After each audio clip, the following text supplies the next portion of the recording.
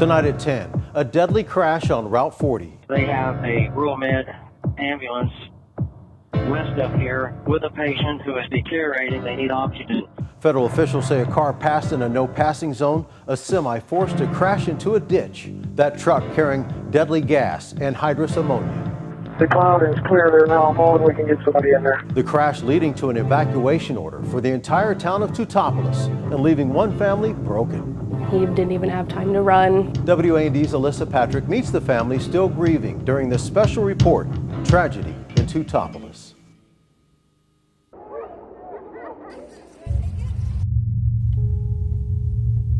Weekends spent fishing, taking care of animals. Are you feeding goats? And playing at the park.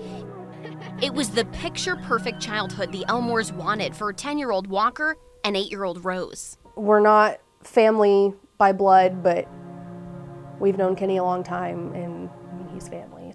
Kenny Bryan and Jordan Elmore had met in the 7th grade and became fast friends. We started hanging out, and then it was like you couldn't separate us. Every weekend we'd go to either each other's houses. Megan says when Kenny moved into their spare bedroom years later, he became like a brother to her as well.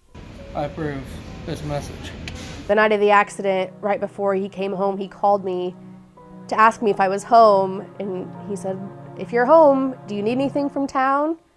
And I didn't need anything, so he just came on home.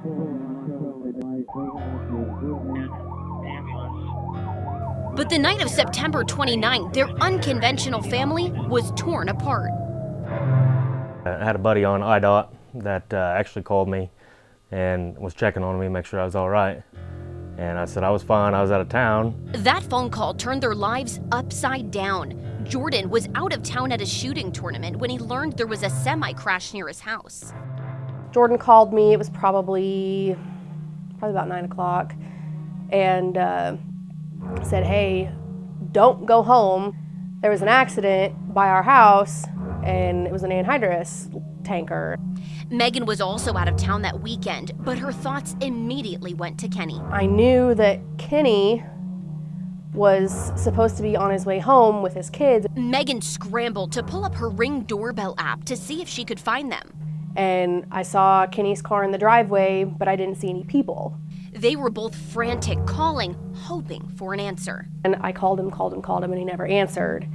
And I never did see him. I never saw anything. They later learned Kenny had just pulled in the driveway with his kids when the tanker crashed and thousands of gallons of anhydrous ammonia started spilling out. All 3 died instantly. He got hit with the anhydrous. It's hard to think about, but he didn't even have time to run. Everything that was on that property died when that spill happened.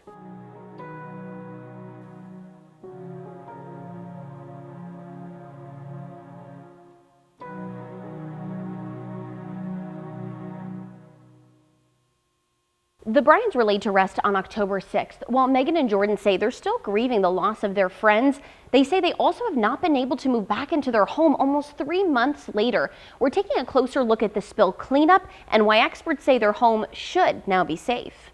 How do we know it's going to be safe to go back to? Who can tell us, yes, it is safe? The Illinois EPA is overseeing remediation at the crash site.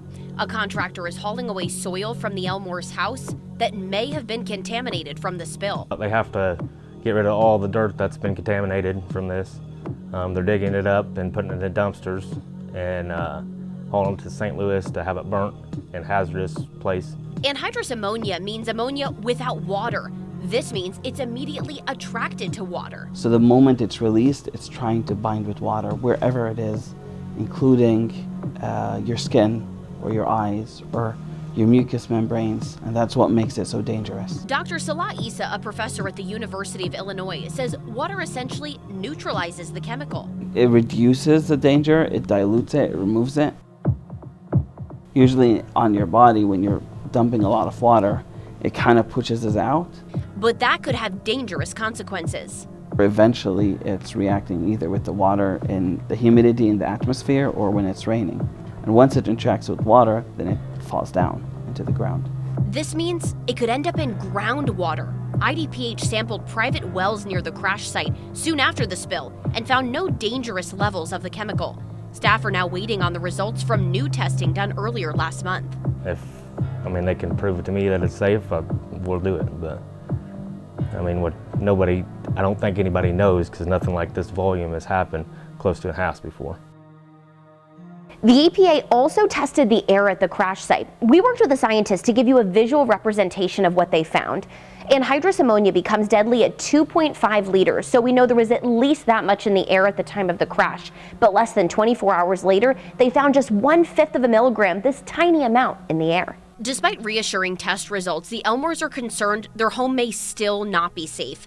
Dr. Issa says they can take extra precautions by washing down any surfaces that may have been exposed to the chemical vapors, which could end their months-long nightmare. Reporting in Teutopolis, Alyssa Patrick, WAND News.